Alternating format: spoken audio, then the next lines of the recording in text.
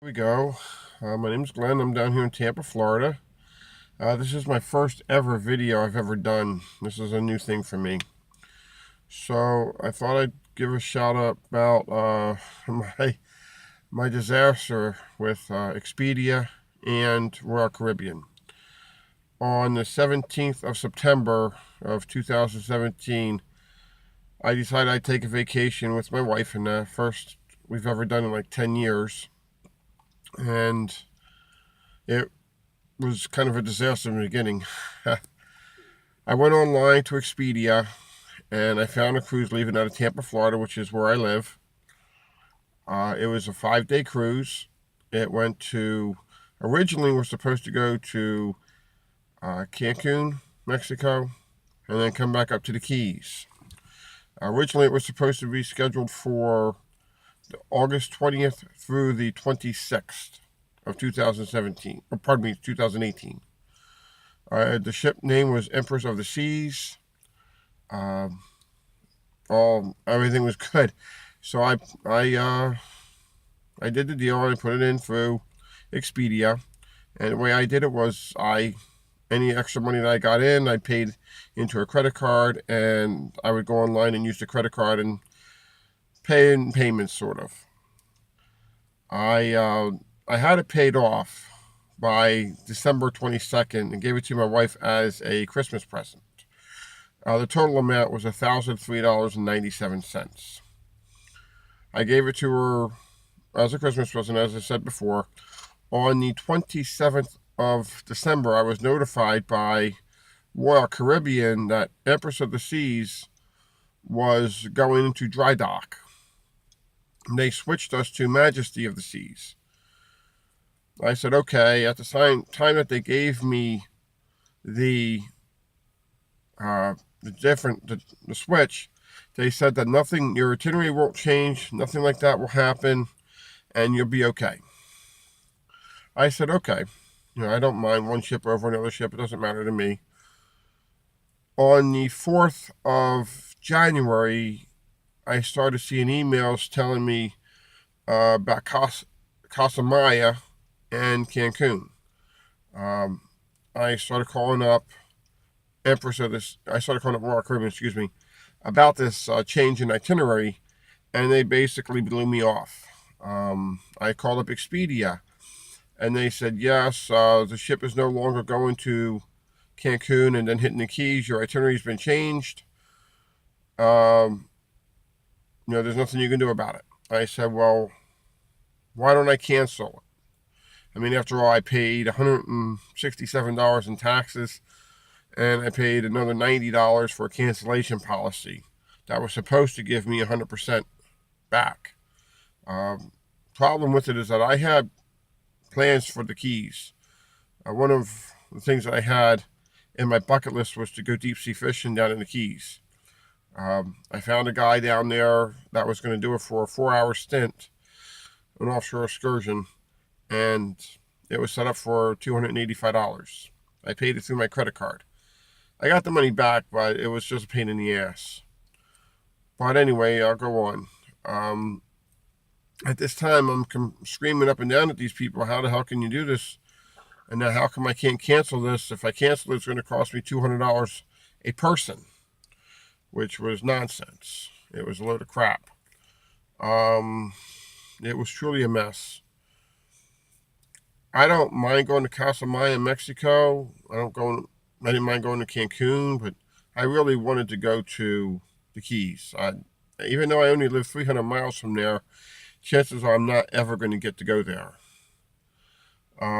It's just been a mess. Aside from that, they also notified me a couple days later that I had us in the front of the ship so that we could avoid from being near the elevator and stuff like that. Even though the front of the ship is not the best place to be, I figured it was away from the elevators, and all the noise, stuff like that, would be towards the back of the ship and the front, in the middle of the ship. I was also informed at the same time that they were moving my room from room 5000 down to room 3078. When I looked at it online, it put me right outside the elevators, which was a mess. Um, Even Expedia's website says one of the worst things you can do is to be put right outside of elevators. So that was kind of a mess. Um, all in all, the whole thing's been a mess. Um, I called back then a couple hours later on the 9th of January, and Expedia was trying to please me, and Royal Caribbean was trying to please me, and they basically gave me an upgrade in a room. Um, it was just a kind of I went from 3078 to room 9550. So it's just how it is, and that with these people. I did learn a lot through this experience, and it is a couple things. First is they have the right to Royal Caribbean and Expedia. They can cancel your cruise any anytime they feel like it. They can cancel it the day before. They can change your cruise anytime they feel like it. They can basically, once they get your money, you're screwed.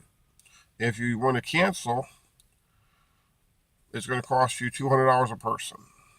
It's kind of nonsense. Um, like I said, this is my first time going on a cruise. This is probably my last time going on a cruise. I know there's a lot of people out there that keep going on these cruises, but with all the crap that I've been through, I would never go on another one.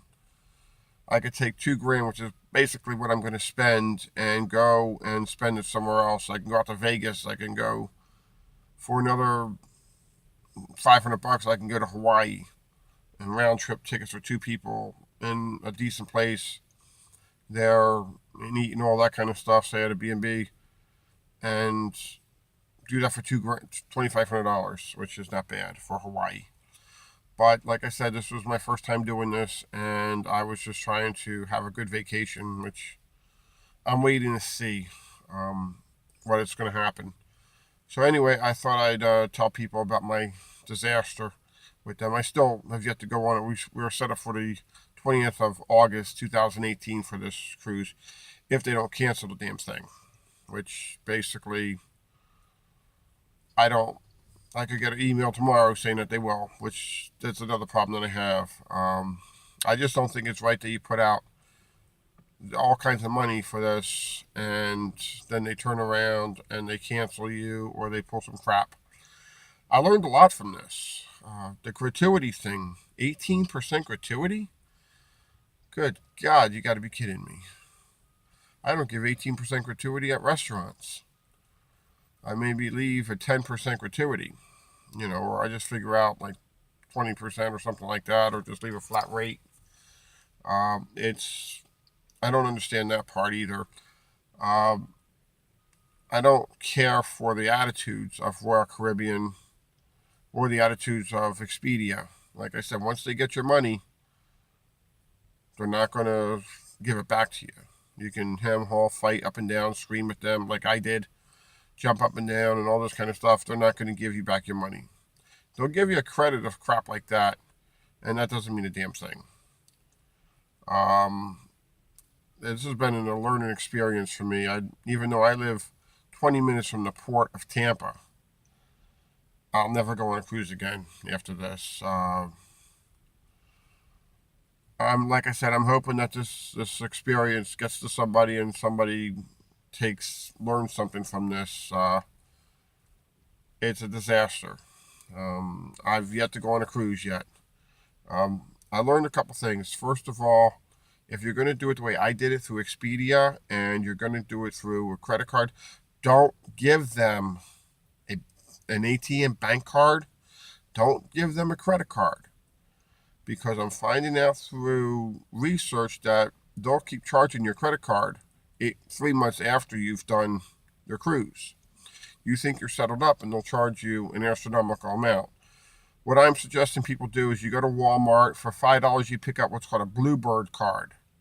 You can put money on that Bluebird card, as much money as you want to or as little money as you want to. And that way they can't overcharge the card.